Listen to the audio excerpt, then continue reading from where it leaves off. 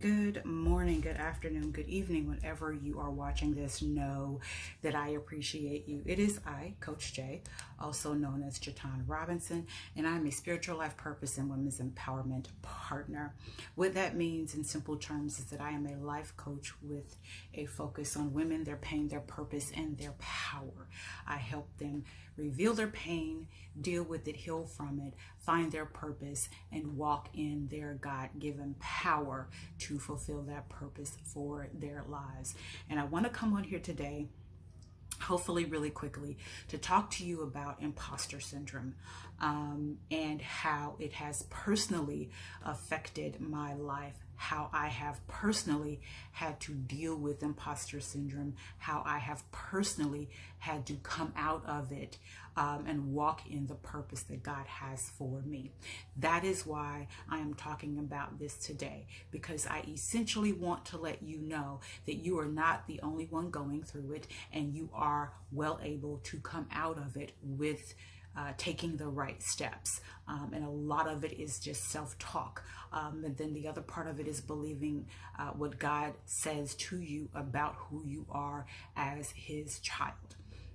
So before I go any deeper into that, let me tell you or give you the formal definition of imposter syndrome, and then tell you why I struggled with it so the formal definition of imposter syndrome is a psychological pattern in which an individual doubts their skills, talents, or accomplishments and has a persistent internalized fear of being exposed as a fraud.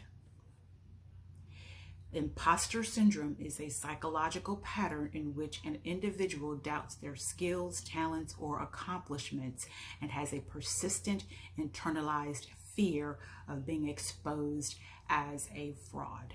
So, this is how I had to deal with imposter syndrome. This is what my imposter syndrome looked like for me. Excuse me. So when I started coaching years ago, I did it informally. I started it years ago, and I did it for years informally. No charging, no trade, no bartering, no, none of that. I did it because it is what I was called to do. And I did not believe that I could charge for it, because I looked at my life and how my life was going in that moment, how my children were behaving, how my husbands, because I've had two, were behaving, how my parents and grandparents were behaving. I looked at all of that and decided that no one could see me or would look at me as an expert. Someone would dig into my history and say, look, this is who she says she is, but this is who she really is. So not that my children were bad children. They were not bad children. They are not bad children. They've made some mistakes, just like every other human being has made some mistakes. But thankfully I have not had to go visit either of them in prison. I've not had to go, view any of their bodies. I've not had to bury any of them. Any of that. I've not had to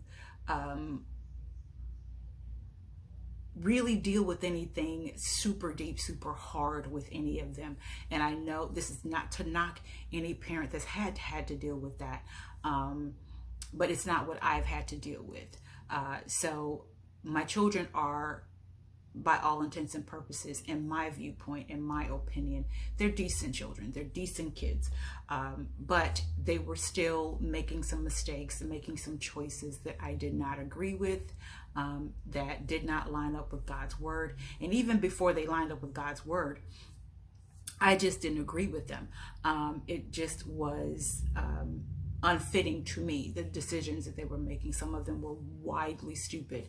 And I had to, I said to myself, not I had to, but I said to myself, how can people take me seriously as a life coach and a mentor, especially a spiritual life coach, when I added that part to it, when that part was added to it, I should say, how can anyone take me seriously if I can't get my children to do what they're supposed to do? How can anyone take me seriously as a coach if I can't get my husband, either one of them, to do what they were supposed to do? How can I get anyone to take me seriously as a coach or a mentor if I can't get my parents or grandparents to do what it is that they're supposed to do? And I had to look at two things. And one of which was just recently revealed to me. And when I say recently, I mean recently revealed to me. The first thing was I wasn't their coach. My children, I wasn't my children's coach. I was their parent. I wasn't my husband's coach. I was his wife. I wasn't my grandparents or my parents' coaches or coach. I was their child and their grandchild. So they didn't see me as a coach. They saw me as what I was to them, the parent, the wife, the grandchild, or the child. That's how they saw me. They knew that I did this, but they didn't see me as that as it pertained to them. So I couldn't control them. You can't control any human. What you can do is listen. And if they ask for advice, you give that advice. But if they don't follow it, they don't follow it. I wasn't their coach. I was their parent, their spouse, their child, their grandchild. That is what I was to them. I was not their coach. I was not their mentor. That's who I was to them. So that was the first thing I had to come to the realization of. I'm not your coach. I am this, that, or the other to you. So they're not going to listen to me the same way a paid client will listen to me. That was the first obstacle that I had to get over. I had to get over people looking at my parental background and saying, let me not even go to my parental background. I had to deal with people looking at my background and what I had gone through. The fact that I had children out of wedlock. Even though I was in the church as an active church member. And when I say active church member, I mean I was attending church on a regular basis, but I still had children out of wedlock. I knew Christ. I know Christ, but I still had children out of wedlock. The fact that I had been molested throughout my younger years, as a child, I had been molested. As a teenager, I had been raped. I was afraid that people would dig those things up and say, look, who is she to coach when she's been through this or she's done this? Who is she to say this is how you should live your life, or this might, better impact you if she's done this or gone through this? Who is she? She's a fraud. Then I felt like they would dive into my parental lifestyle or my parental background and look at the fact that my mother was a heavy drinker and a heavy drug user, that my father has his own issues, both mentally and substance-wise, whatever they may be. And I was afraid that people would dig into that and say, well, who is she if she can't, if her parents are this way, if her parents are that way, or if her parents are doing this, or if her parents are doing that. I was afraid that people would dig into that and pull me out as a fraud, call me out as a fraud if they dug deep enough. I was afraid that they would look at my grandparents and say, well, yeah, they make decent money, but they're living paycheck to paycheck because they have this habit or that habit. Who is she to say that this is how you're supposed to live your life when her grandparents are this way? I was afraid that they would look at my children and say, well, yeah, she's got one kid that is so unruly that he had to be medicated. She's got one kid that's so quiet that people are considering him antisocial and looking at him strangely, like he may be the next mass murderer. Or she's got one kid who is also disruptive in the classroom, and nothing that she does or any of the instructors do to help him is working. And on top of that, he's living an alternative lifestyle. Who is she to coach anyone or tell anyone how to live when this is what her children are doing? Who is she? She is a fraud because this is what she is doing. And I had to deal with that and decide that, you know what? Who better than me to coach? Who better than me to guide? Who better than me to mentor? Who better than me to talk about the things that we go through in life? Who better than me? If I tell my own story and let people know who I am and what's going on with me, what has happened with me, and how I overcame that thing, no one can pull me out as a fraud because I've already laid it out on the table. So who better than me? But then the other thing I had to deal with was whose standard was I trying to hold my children, my parents, my grandparents, my spouses up to? Whose standard? Was it my standard or God's standard? Because if they're not doing what I think is right, is it because I don't think it's right, or is it because God doesn't think it's right? Whose standard? Whose standard am I holding them up to? My standard doesn't matter. God's standard does. His standard is the only standard that matters. So whose standard was I holding them up to and not being satisfied with? I was holding them up to my standard, and it wasn't working. Me trying to tell them how to live their life because of how I wanted them to live their lives wasn't working.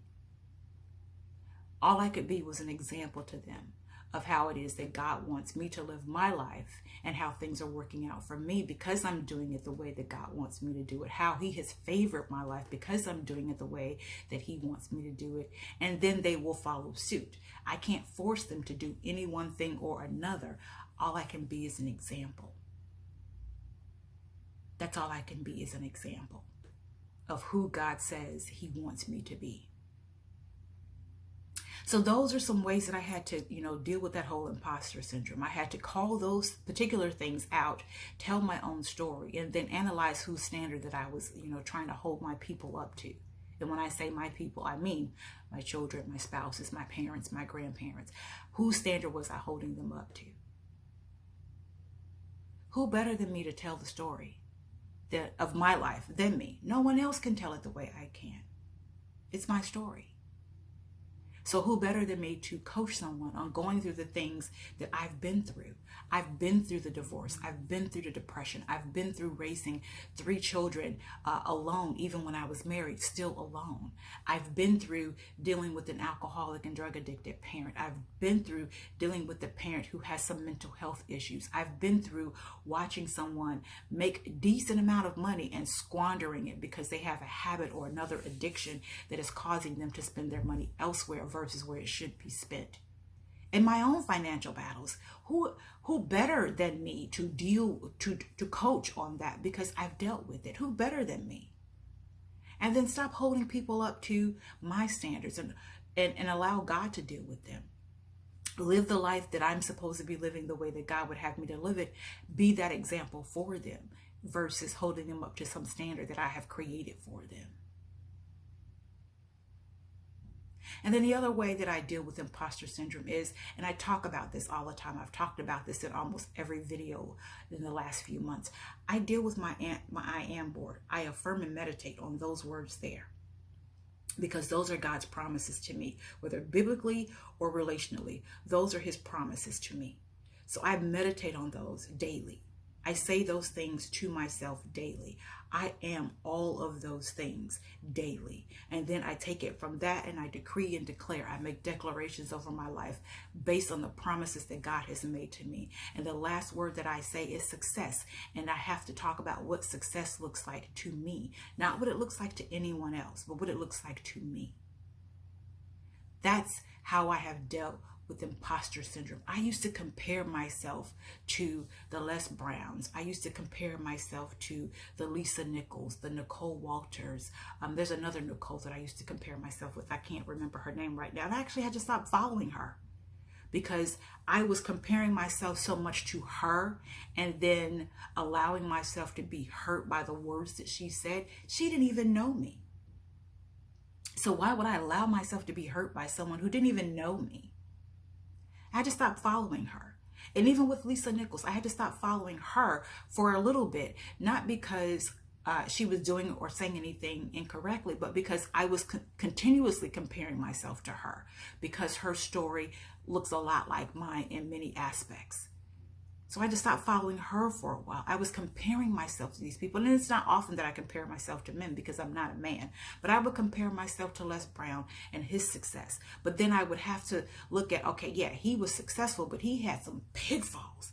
I mean, some serious pitfalls. So I can look at him and say, well, he overcame it and he became this and he became that. And he married this person and he was this person and he's built this empire for himself. And I had to stop doing that. Because he's Les Brown, she's Lisa Nichols, she's Nicole Walters. I had to stop comparing myself to all of those other people and go by the standards that God has for me, not the standards I see in front of me based on, comparing myself to someone else's life. Yeah, I look at their life and I hear the stories and I say, yeah, they overcame so many obstacles. But because they overcame those obstacles, I know that I can too. So I can't compare my right now moment to their right now moment because I'm not where they are right now.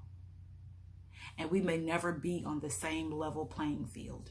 They may always be 2 steps ahead of me, but I'm okay with that now. Why? Because I know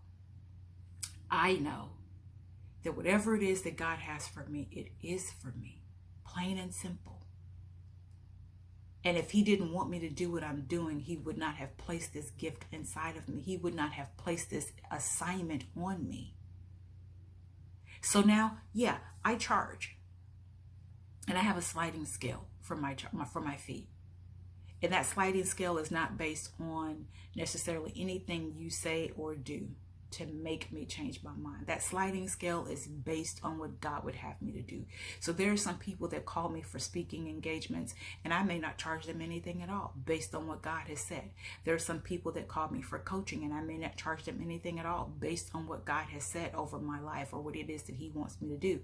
But then there are some times that I have people who want me to speak for them and I must charge them a fee. There are some people who call me and they want me to coach them and I must charge them a fee, whether it's as a life coach or a writing coach, and I must charge them a fee. There are friends that I have had for years that want me to help them with their writing, and I have to charge them a fee. I would love nothing more than to say, no, I can do this for you, no problem. I can help you with this, no problem. But that's not the way that God told me to do it. There are some people he will say, because they are your friend, you must charge them.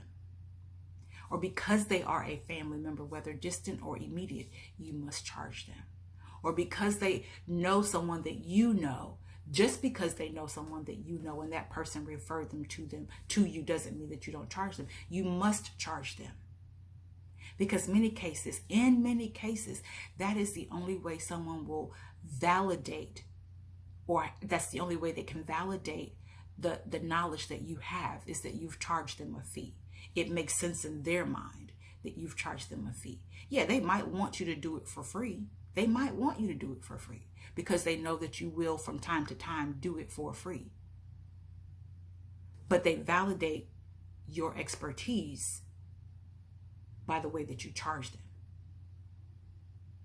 So I had to get over that imposter syndrome and start charging people for my services. And God has helped me every step of the way for that. So when you are up against imposter syndrome, know that whatever it is that God has for you to do, he will see you through that thing. He will assist you in getting over it. You have to stop comparing yourself to others. You have to believe that everything that you've gone through has been for a purpose and that you can use that to help others. You have to believe that you're good enough to do whatever it is that he has called you to do. Even if that means that you have to do what I do on a daily basis, affirm and meditate on the promises that he's made you, whether biblically or relationally. Decree and declare some things over your life. Decree and declare the promises that he's given you over your life. And focus on what success looks like for you. Not what it looks like for anyone else, but what it looks like for you. What does true success look like for you? Yeah, you can see some people out there with millions of dollars driving fancy cars and wearing the nicest, shoes with the red bottoms and wearing stones, diamonds all over the place. And, they've got on the name brand everything.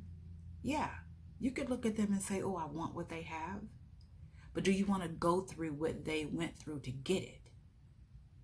And do you want to feel what they feel when they have it?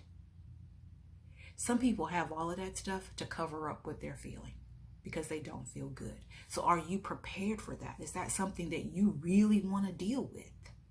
Is it? Focus on what success is for you. I can tell you right now, my list of success, some of this stuff is so very simple. And people would be, surprised to know what's on my list. Because they would say, that's so very simple. That's something you should be able to do with no problem. And there are some things on here that I have accomplished that are still on my list, not because I should erase it because I've accomplished it, but because it's a reminder of what that success is. It's a reminder. Yeah, one of my things was to get certified as a coach, a professional coaching certification. That was one of my things.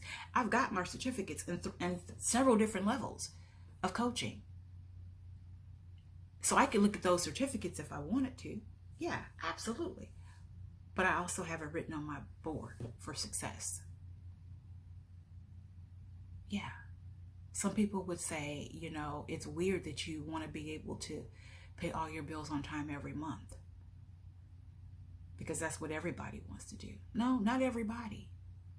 That is success to me. The fact that I can pay my bills, all of them, on time every month, in full, that's success to me. To be able to do that, that's success to me. So this has gone on longer than I wanted it to. I've gone from imposter syndrome to some other things, but I want you to understand that you can overcome imposter syndrome. You are not alone in dealing with imposter syndrome. Some of the greatest people in the world have dealt or are dealing with still imposter syndrome and not thinking that they're good enough. There's some influencers that I watch and I'm like, oh my gosh, what they're saying is so powerful. But then I find out later on, they don't see themselves as worthy enough to even consider themselves an influencer. Amazing to me. Because every word that they say almost is a nugget that I can use. And if I can use it, I know someone else can use it, but they don't consider themselves worthy enough. So know that you're not alone in this, that you are not the only one dealing with this, and that you can overcome it. You really, really can. And if you want someone that has gone through it and from time to time still has to deal with it and talk herself out of it, then I'm the person that you want to reach out to, or one of the people that you may want to reach out to. My website is www.juaitanrobinson.com. You can reach me there, or you can reach me at juaitanrobinson@gmail.com or mydaughtersmentor@gmail.com. I'll leave the links below. Everything is typically below in the description box anyway, or the comment section anyway. Everything is typically there, but that's how you can reach me if you want to help yourself get over imposter syndrome. It's a mindset thing. It's a mental thing, and I can help you overcome it. So with that, peace and blessings. Remember to walk in your purpose and know that I appreciate you. Now, I got to get back to cleaning my house. It's Saturday and I need to finish cleaning my house. I'll see you on the other side.